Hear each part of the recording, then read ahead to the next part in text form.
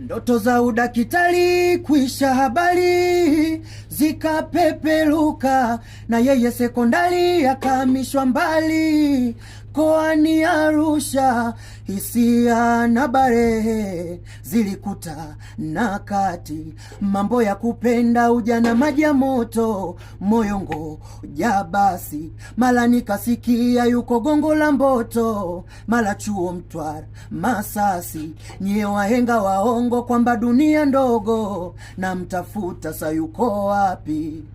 Bado namtafuta chumba wangu wa darasa la 7, ajue sikuchezea fursa, wazazi wangu walikosa ada. Bisha na hiyo. Wow, ukipita katika mitandao ya kijamii utakutana na nyimbo ya Mbosso Kanimshedede ambayo ameweza kuiachia hapo jana. Oyawe, bonge moja la ngoma, bonge moja la hit song. Hiyo ngoma bana inaenda kwa jina la darasa la 7.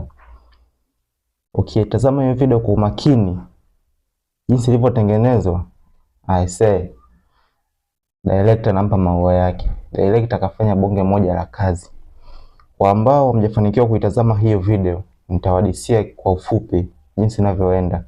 Yaani ni kwamba video inaanza Mbosso alikuwa amefungwa jela, umeona, kwa miaka kadhaa.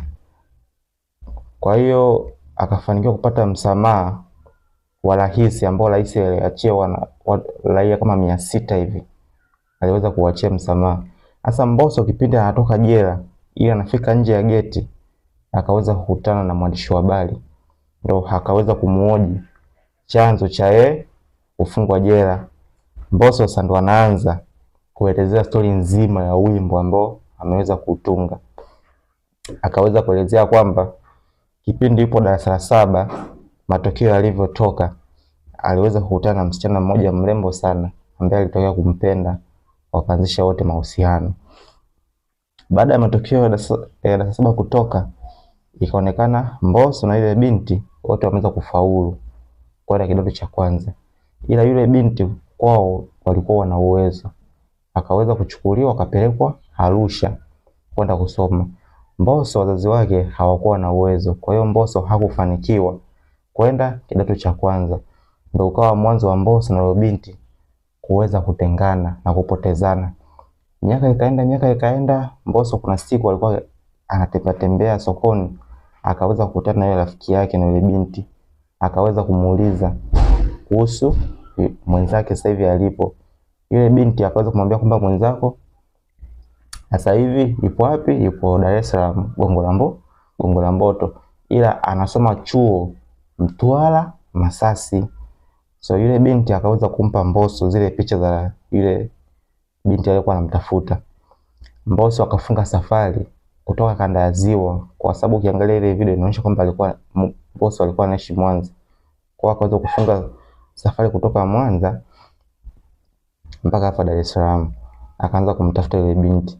Katika harakati za kumtafuta, kuna siku Mbosso akaenda lodge guest kupanga ili aweze kupumzika kwa siku hiyo, aweze kulala.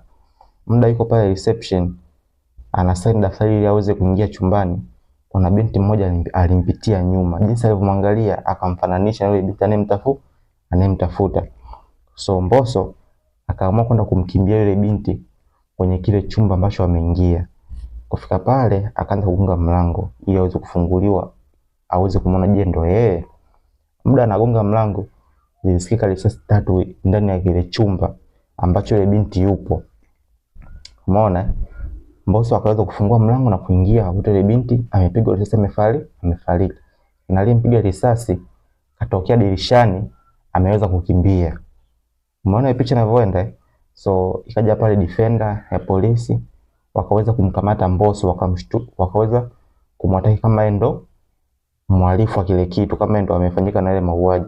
Afu sababu mbaya zaidi, yule binti ambaye aliweza kumfanisha na yule binti anemtafuta, kufika pale kuchukua picha na kumwangalia, akakuta sio yeye, ni mtu mwingine. Kwa akaweza kupewa kesi ya mauaji ambayo yeye hajaifanya.